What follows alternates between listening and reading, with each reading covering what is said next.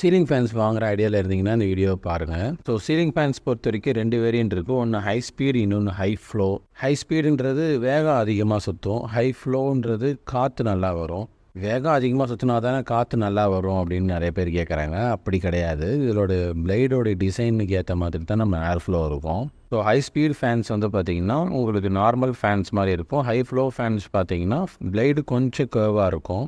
இதால் உங்களுக்கு என்ன அட்வான்டேஜ்னு பார்த்தீங்கன்னா, ஹை ஸ்பீட் ஃபேன்ஸு வேகமாக சுற்றும் போது நம்மளுக்கு ஒரு மாதிரி அந்த காற்று சவுண்டு வரும் இதுன்னு சொல்லிட்டு. அந்த சவுண்டு வந்து ஹை ஃப்ளோ ஃபேன்ஸில் கொஞ்சம் கம்மியாக இருக்கும். ஸோ ஒரு ஏசி ரூமில் இந்த ஹை ஃப்ளோ ஃபேன்ஸ்லாம் போட்டிங்கன்னா உங்களுக்கு ஃபேன் ஓடுறதே தெரியாது. பட் அந்த ஏசியோட சில்னஸ் வந்து ரூம் ஃபுல்லாக மெயின்டைன் ஆகும். ஏன்னா இந்த ஃபேனால் உங்களுக்கு கரண்ட் பில் மிச்சமாகும். ஏன்னா அது ஒரு பிஎல்டிசி ஃபேன் இது. இந்த ஃபேன் பற்றின இன்னும் டீட்டெயிலாக விஷயம் தெரிஞ்சுக்கணும்னு நினச்சிங்கன்னா என்னோடய வெப்சைட்டில் விசிட் பண்ணி பாருங்கள். அதிலேயே நீங்கள் ஆர்டரும் ப்ளேஸ் பண்ணலாம். வெப்சைட்டோட ஐடி இங்கே கொடுத்துருக்கேன், www.jaysolarenergy.in. ஓகே ஃப்ரெண்ட்ஸ், பாய்.